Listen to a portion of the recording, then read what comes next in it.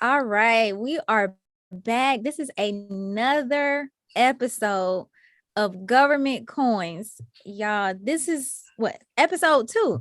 We've been in 3 seasons. This is the 3rd season. So season 1 and season 2, we went heavy on the federal government agencies. So this season, we are focusing a lot more on our cities, our counties, our just local municipalities, and how to do business in our very own backyards. So many of you know, my name is Shakia. I'm one of the founders of I'm the founder of Govlier, and we put on this podcast to educate the community on different opportunities and ways that they can do business with the government. So today, we have the city of Tampa here. And some of you may know, or you may not know, I'm originally from St. Pete. So Tampa is right across the bridge. This is basically our neighborhood, my neighborhood over there. So I was so excited to get the city of Tampa on to be able to come in and speak with us about doing business with them. And I have Mr. Gregory Spearman here with me to talk more about doing business with the city of Tampa. Greg, thank you so much for coming on the podcast. I feel like it's been a while since we connected, but I'm so happy, you agreed to come on the podcast and talk about doing business with the city. Thank you for having me. I really appreciate the opportunity. Of course. So would you mind explaining to the people your role? Well, tell us about yourself in general, how you got into government, and then later we'll talk a little bit about your role in government. Okay, well, my name is Gregory Spearman, as Shaquille has already mentioned. So I've been in this space for a number of years, and I won't give you the exact number of years, but I can tell you it's been a number of years. I got started in government procurement as a cooperative purchasing planner, and just to kind of give you some idea of what that is, there are many different cooperative organizations, throughout the country. And basically what these co-ops do is that they pool the resources of a lot of local governments or entities, and then they go out to bid under a single contract. So maybe you might have smaller entities, for an example, that may need, let's say, police patrol units, and they may only need just a handful of those. But when you put 40 or 50 of these together at one time, you can go out for a much larger procurement. So I used to actually run a cooperative purchasing program in Texas many, many years ago, the Houston Galveston Area Council of Governments. And so we purchase goods and services and materials and supplies for a number of smaller units of government. And they were all able to save in the cost savings because alone they didn't have the volume and the capacity to get the deeper discounts and pricing because their quantities just didn't allow them to do that. But when everyone came together, pool resources, it allowed everyone to benefit from volume discount pricing. So that's a little bit about how I got started in this many, many years ago. And I left the Houston Galveston Area Council of Governments and became the director of purchasing for the City of Savannah, Georgia, many years ago. And then I left the City of Savannah, Georgia, and became director of purchasing for the City of Charlotte, North Carolina, Mecklenburg County, that had a joint city-county purchasing operation. So I was there for about 10 years or so, and then went into the private sector for about 3 years, and then got recruited to become the director of purchasing for the City of Tampa. And I've been here since 2003. So that's kind of how I got involved in this particular level of purchasing and buying for a local government. Got you. So the city of Tampa, you went through a few different areas before you came home. Yes, exactly. Now so go ahead. No, you go ahead. So in my role with the City of Tampa, I'm director of purchasing, and in this particular capacity, we are responsible for the acquisition of materials, supplies, equipment, apparatuses, for all of the City of Tampa. The only thing that we do not handle in this particular department would be construction and construction-related services like architectural services, engineering services. That's handled by a whole separate department. But everything else, if it's vehicles, if it's office supplies, if it's furniture, if it's wastewater and water treatment chemicals, if it's ambulances, if it's fire trucks, if it's heavy equipment, if it's gasoline, diesel fuel, medical services, for the city of Tampa, for city employees, we are responsible in this department, for buying those things. We are centralized. So everything that we need actually, come to this department. So in addition to those larger procurements, we also handle the smaller procurements that would be, let's say, under 25,000. But we also manage a fairly robust P card program. And some of you may know that as a procurement card. That's where we purchase items that are usually maintenance, repair, and operating kind of supplies, don't require a bid.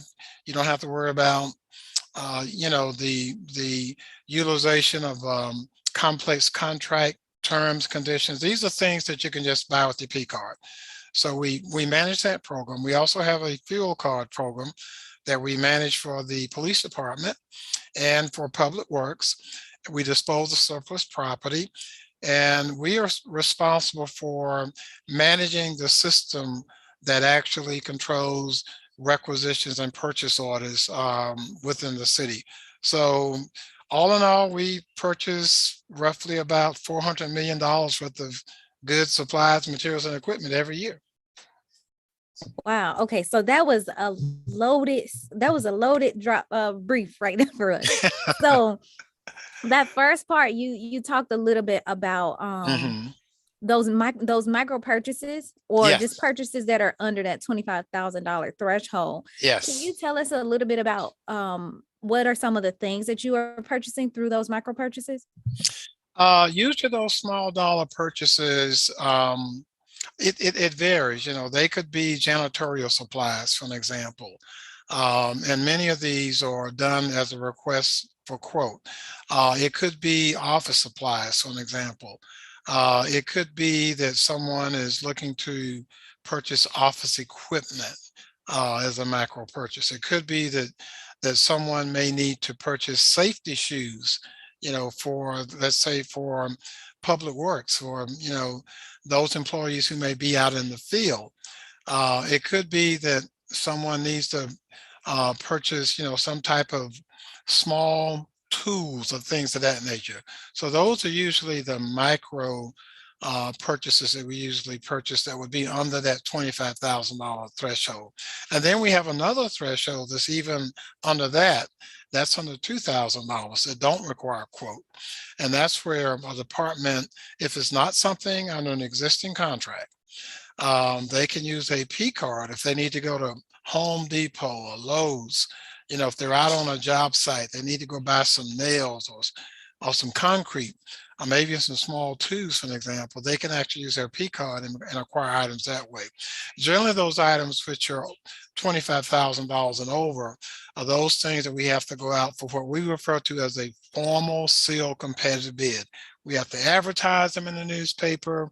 These are usually for large dollar purchases, and they generally take a little bit more time to acquire. But for those micro purchases that are under $25,000, those are usually done on a request for quote basis. We get 3 quotes. Whoever gives us the most competitive quote, that's who we give the purchase to. And then if it's under a P card, it doesn't even require a quote at all. Got you. So 3 quotes. Now for those opportunities, along with the P card ones, are they advertised anywhere? Or how would I be able to find them, or at least get on the preferred vendor list to be able to take advantage of some of those smaller dollar contract opportunities? That is a very, very good question. The best thing that a potential supplier can do is register with the City of Tampa. We use a platform known as Demand Star. That's DEMANDSTAR. And the website is www.demandstar.com. Now on that platform, you can fill out your vendor profile. You can also select your commodity codes, and commodity codes are unique to the type of goods, services, supplies, materials, and equipment that you provide, from your company. So you select those codes, you put in your contact information, your email address, your phone number, those kinds of things, and then you save that profile. Okay.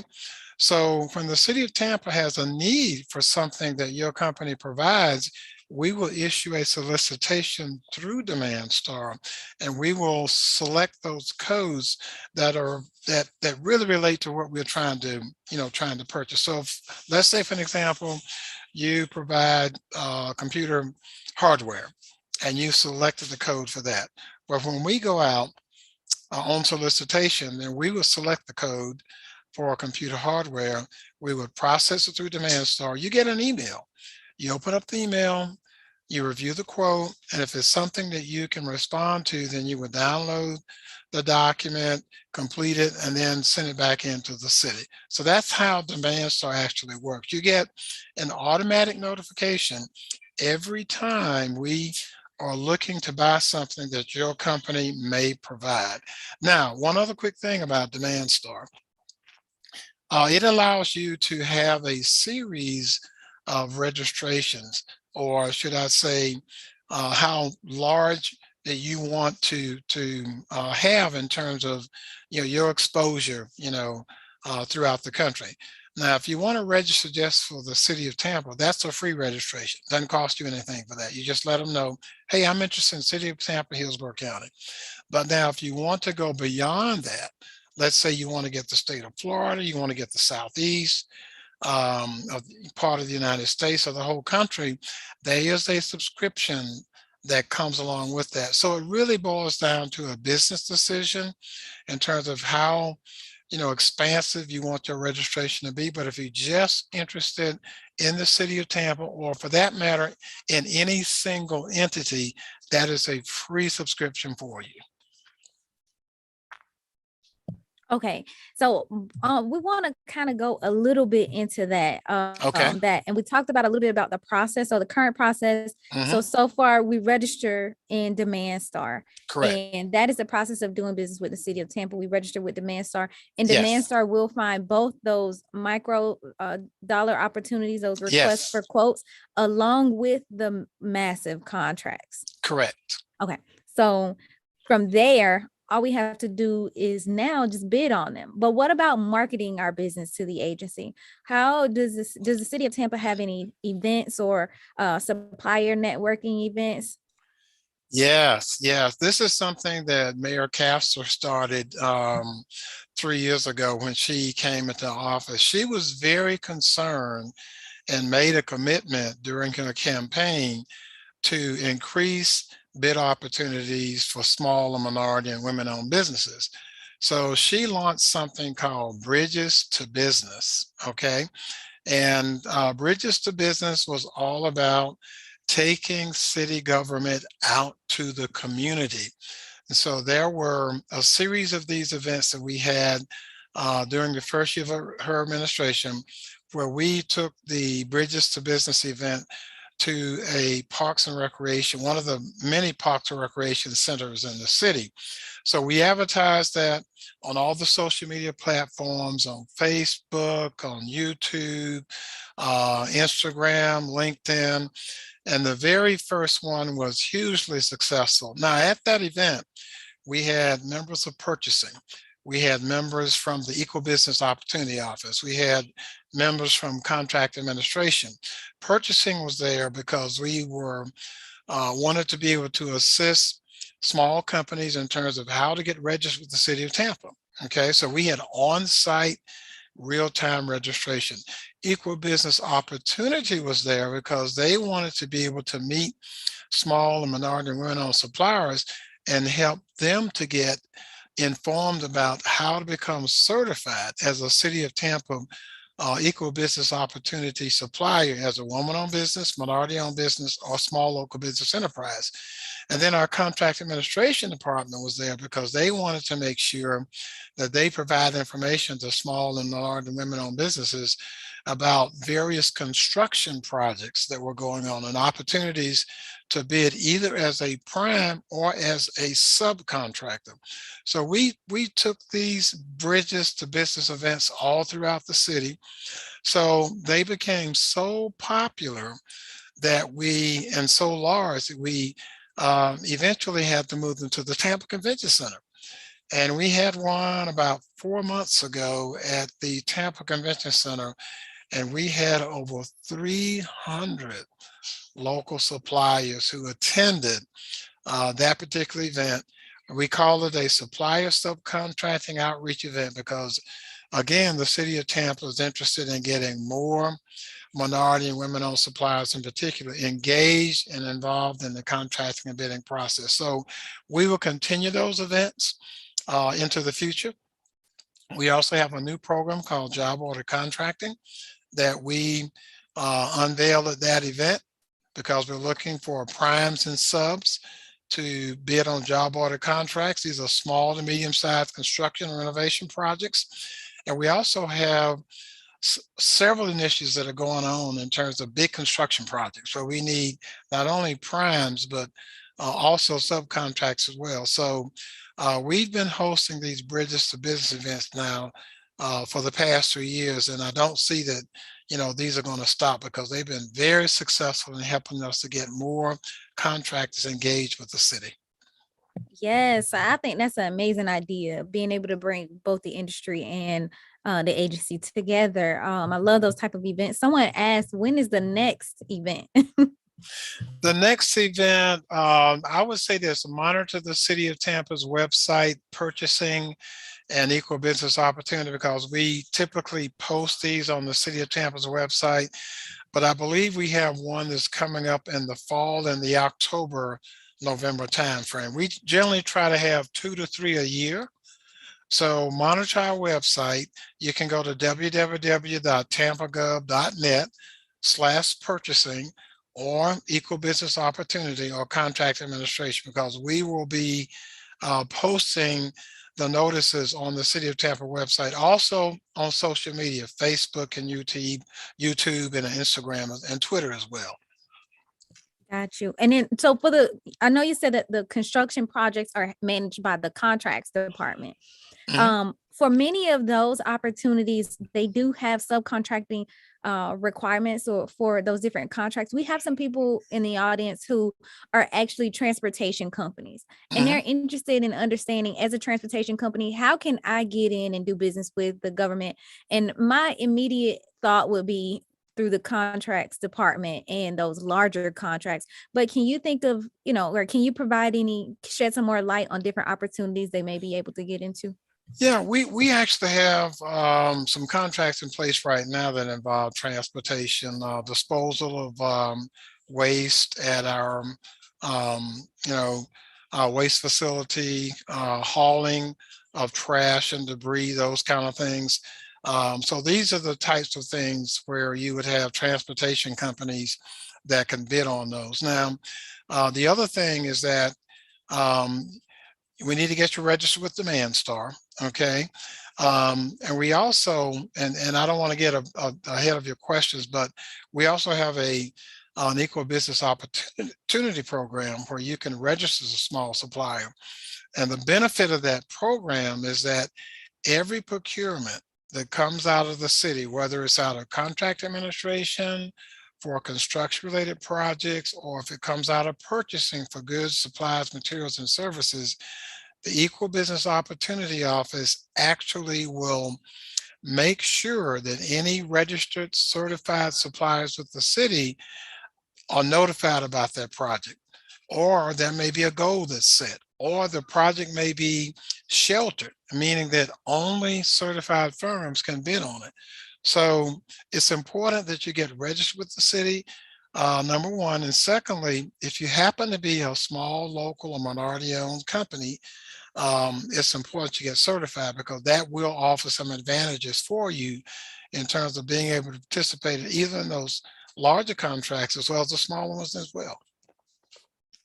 Got you. Now, because we already sparked the conversation, let's just get into it. Can you tell us a little bit more about the Equal Business Opportunity Office?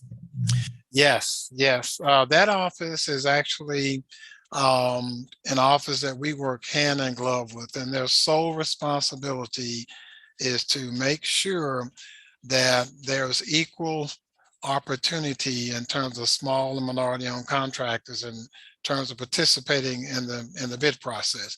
So they look at every single bid that's released by the city, whether it's by purchasing or contract administration, and they make decisions based upon availability of certified firms that they have in their database. So let me just give you some example of how that works.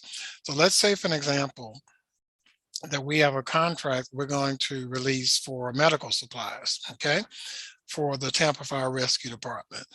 And we have the Equal Business Opportunity Office to look at that.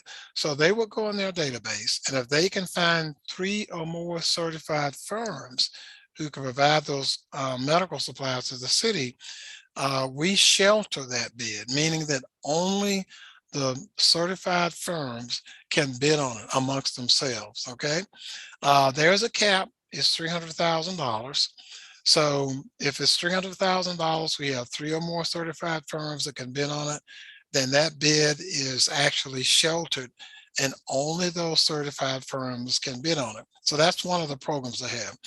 Another program they have is what's known as a goals program. And that's more or less what happens within our construction area. And let's say, for an example, you have a construction project to put up a new building. And there are many different facets, to a construction project. You're going to have plumbing, you're going to have drywall, you're going to have electrical, you're going to have concrete finishing, many, many different tasks, that are associated with that project. So what the Equal Business Opportunity Office does is that, again, they go to their database, they look at the number of certified suppliers they have and all those different subcomponents of the project, and they set goals that the prime contractor now has to meet. And once they set the goal for the project is released, prime contractors submit their bids back to the city, and then Eco Business Opportunity will look at those bids to determine, if those prime contractors have met the goal or if they have done a good faith effort in terms of meeting the goal. So that's another way in terms of making sure that we have small and minority-owned contractors in the bidding process. And then we have another area which is known as the bid discount program. And that's where we may not have 3 or more certified firms through the Equal Business Opportunity Office, but we put a bid discount, and the discount, let's say, is 5% for an example. So if we have a prime bidder that has a bid of, let's say, of $10,000, but we have a small local business enterprise that has a bid of $10,300, you apply the discount, which is within, within that range, then the bid would actually go to the small local minority-owned firm. So those are the 3 different programs that we have in place in terms of making sure that we have equal business opportunity participation, in terms of city contracting activities. Yeah, that's good. I would say some agencies only have one program, and that's the certification program. Right. So to have the certification program in addition to these 3 that revolves around it, I think that is a huge asset, definitely for the small businesses in that area. And what would be the process in terms of getting certified?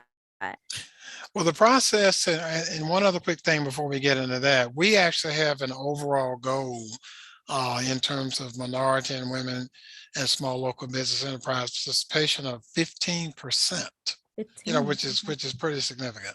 Mm-hmm. Now, in terms of getting certified with the city, the Equal Business Opportunity Office actually manages that process. Okay. And if you go to the City of Tampa's website at www.tampagov.net, and then you go to departments and you scroll down to Equal Business Opportunity, they actually have the forms that are required that you have to complete to become certified by the city. One of the criteria is that you have to be located within a 5-county area. Okay. That's Manatee, Pinellas, Polk, Pasco, and Hillsborough. Okay. And you have to have been in business at least 1 year. And there are some other requirements as well, but those I know off the top of my head.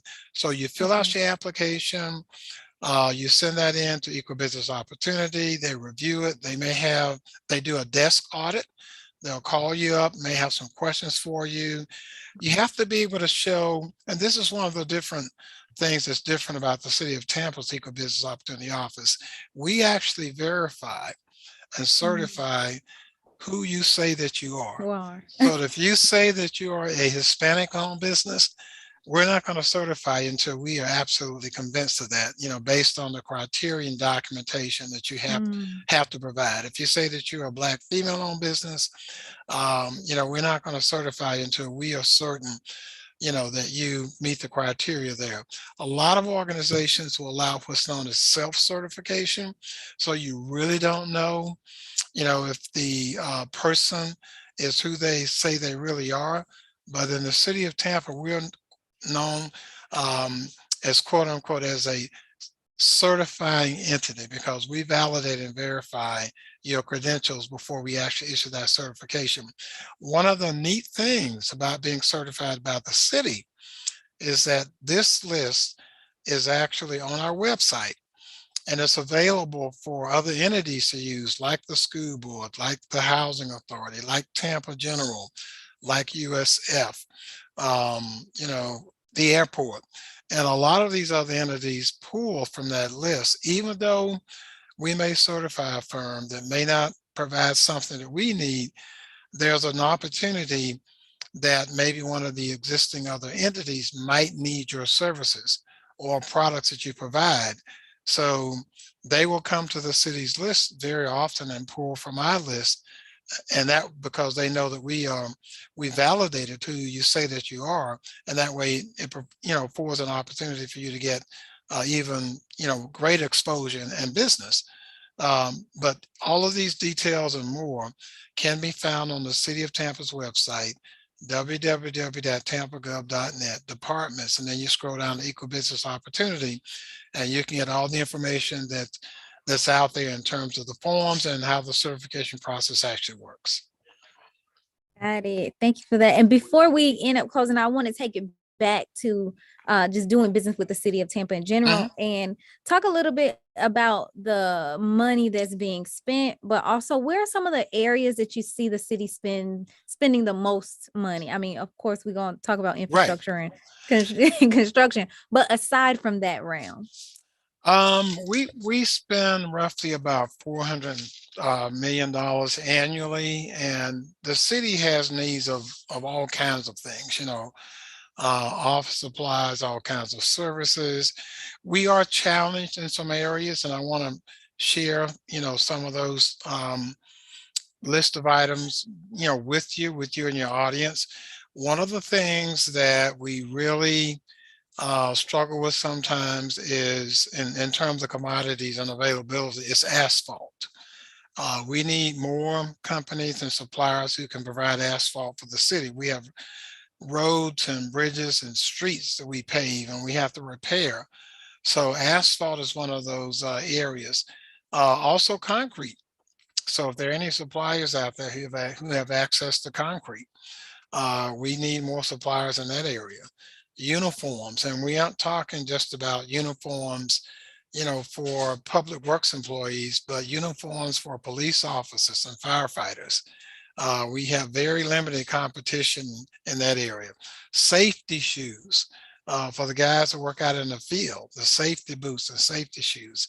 We really need to have more suppliers in that area.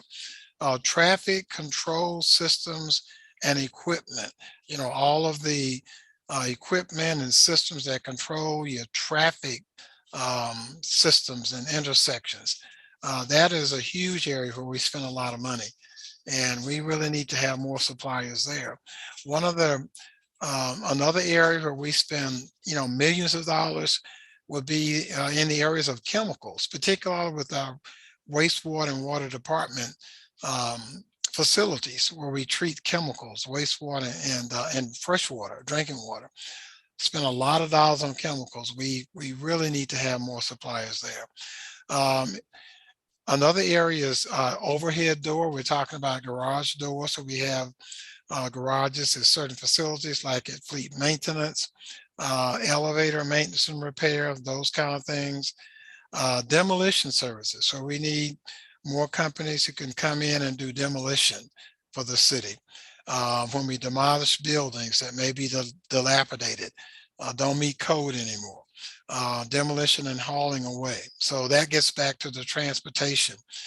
Window cleaning services. We have many, many different buildings, all throughout the city. And so we need more suppliers who can actually provide window cleaning services. And another area is HVAC, heating, venting, and air conditioning. All of our city buildings have HVAC in them. And so these are opportunities for firms who have that certification, who can actually provide those services for the city in terms of heating, venting, and air conditioning, landscape and maintenance, janitorial services, um, you know, vehicle maintenance service, parts for vehicles and supplies, just a number of things, that we purchase throughout the city. We really need to have more suppliers on. So these are some of the items that we are challenged with. I would say that the majority of the city spend in terms of where procurement spends most of its acquisitions would be in the area of water and wastewater, because these are huge facilities that have many moving parts that require a lot of services. So those would be the two primary areas. We also buy a lot of things for public safety. For an example, fire trucks, ambulances, everything that goes on a fire truck or ambulances, the chemicals that we have to buy for the fire department and fire suppression, the gear that the firefighters wear, the bunker gear. If we talk about chemicals, in terms of, as I mentioned, water and wastewater treatment. And then, of course, we talk about medications that actually have to go on the ambulances, in terms of making sure that when there is a 911 call, we have an ambulance stocked with the necessary um, medications to treat the public. And then, of course, in police, um, weapons and ammunition, those kind of things, the light bars and the sirens and the cages and the computers and everything that goes in that police car. So lots of things that we need to keep the city running and operating. Oh, that list was a lot more extensive than we thought it was going to be. I'm so happy you came out here and gave out the goods. We appreciate that. Definitely do. Because I was thinking about that in the aspect of, what are some of the areas you are seeing a shortage, but definitely getting, if you are a small business in any of these areas, he just highlighted it. Go ahead and go to the Equal Business Opportunity Office and get your business on that list and register in demand SAR. So that way you can make sure you're taking advantage of these opportunities, because he just said that they are available and they are well, let's just say they have low competition. Mhm. Deal with that information as you will. And if I could share a couple of other things that a lot of our smaller suppliers may not be aware of, everything that we have in city government in terms of contract awards, that information is public record. So if you have an interest in terms of an existing contract, who has the contract, what's the value of the contract, what's the term of the contract, we can provide that information upon request, because it's the law. We have to give it to you. We can even connect you with the buyer, for an example, that manages that contract, and they can give you more detailed information about, when it's going to be awarded again, and when it goes back out to bid, what we currently spend under the contract. Everything is a matter of public record. You can make an appointment, come in and meet with the procurement official or the procurement buyer that manages that contract, and we can give you tons of information just for your asking. Again, it's public record, and we'd be more than happy to share that with you and just answer all your questions. So we want to be transparent because we want the competition. We want to get you engaged and involved. We want to be able to sit down and work with you in terms of how to get engaged in the process. If you have questions about payment, when payments are made, how to submit proper invoicing for payment, those kind of things, we can assist you with those kinds of questions. So please reach out to us. We really would like to hear from you. Oh, you know what? Just before we kick off, we did get a question from the audience, and I'm gonna ask for final questions because our Mhm. wrap up time is coming. But someone is asking about the program. So you do have opportunities that may be set aside specifically for those small business categories. We Correct. didn't outline what they are. Do you have a veteran program? Like what are they? Are they only small businesses, local businesses? Can we outline those different small business programs? Sure. Okay. So currently what we have, and again, this is on the city's website. We have a program. If you're Asian, if you're African American, if you're Hispanic, Indian, or if you're a small local business enterprise, and you're not one of those categories, we have what's known as a race and gender conscious program, and we have what's known as a race and gender neutral program. Okay. So in our race and gender conscious program, that's where we have the various ethnic groups. Okay. Under our race and gender neutral program, you can be a small local business, but not be one that falls within one of the ethnic groups. Okay. And you could actually have a dual certification. You can be a small local business enterprise program under our race and gender neutral program, but you can also qualify for that program under the race and gender conscious program. Now, and the small local business enterprise basically, and again, the equal business opportunity can give you the specifics on it. But I believe in that program, you can't have any more than 25 employees, and your annual gross receipts cannot exceed, I believe, $3 million a year annualized, okay, over like a 3-year period or something. That's how we qualify small business with the city of Tampa. Now, we have a veterans program, I believe, that the mayor brought into existence via executive order, but we also have through executive order an LGBT programs that the mayor has brought into existence through executive order. Now, other programs I mentioned to you, our race and gender neutral and conscious program, came about as a result of a disparity study that the city did many years ago. In that disparity study, we did not have LBGT, nor did we have veterans, but the mayor has added those two additional categories via executive order. So those are in existence as well. Got it. Oh, that was it. So y'all have basically all of the programs that Mhm. everyone has. So but yeah, this has been amazing. I just want to say thank you again.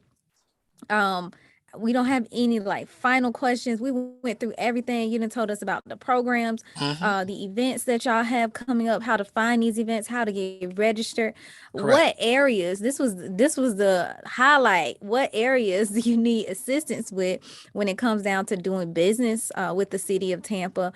And then also that budget, the amount of money that you were spending. So we went through a lot here, and I just want to say thank you so much.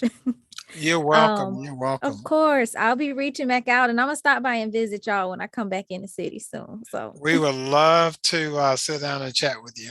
of course. All right. Well, any parting words for the audience, Greg?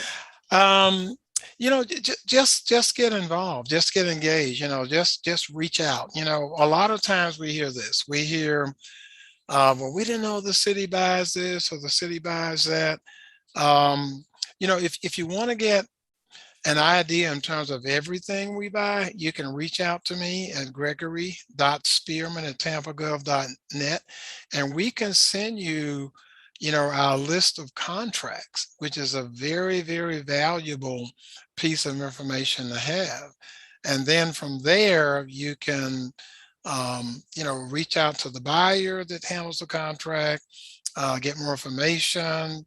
They can connect you with Equal Business Opportunity. We actually have an orientation session that we do for newly certified firms that's co-hosted by Equal Business Opportunity and by Purchasing, because we want the involvement and the engagement. You know, the administration has a commitment to make sure that we do more with small and minority-owned businesses, but we really need for these businesses to, you know, contact the city and say, here I am, how do I get engaged and involved, you know, so that we can make sure that those opportunities are there for you. Love that key term. How do I get engaged and involved? You want to be in on the action. Yes. So everybody who's like watching, tuning into this right now, thank you so much. If you have not, make sure you like this video and make sure you go ahead and share it on your different social channels, because you didn't stay here this whole time. You know how valuable this conversation was, and you don't want the other people within our community to miss out on this. Another thing is make sure you are subscribing to our YouTube channel as well. We have episodes for Government Coins that come out every single Thursday at 1:30 p.m. Eastern Standard Time. And this season, like I said, we will be focusing a lot more on our local cities, counties, local municipalities. We'll probably try to see if we can get some smaller, well, some contractors who are working with cities in here as well. So thank y'all so much for tuning in. Any questions or comments y'all may have, drop them in the chat. And that's it. That's all we have. Oh, also, we have our membership, our Government Coins membership to support our podcast. Make sure you go ahead and go to our YouTube channel and join our membership as well. We will be having exclusive content that will be coming out. So that's it. That's it. It's a wrap for today. I'll talk to y'all in the next episode next Thursday. All right. Peace.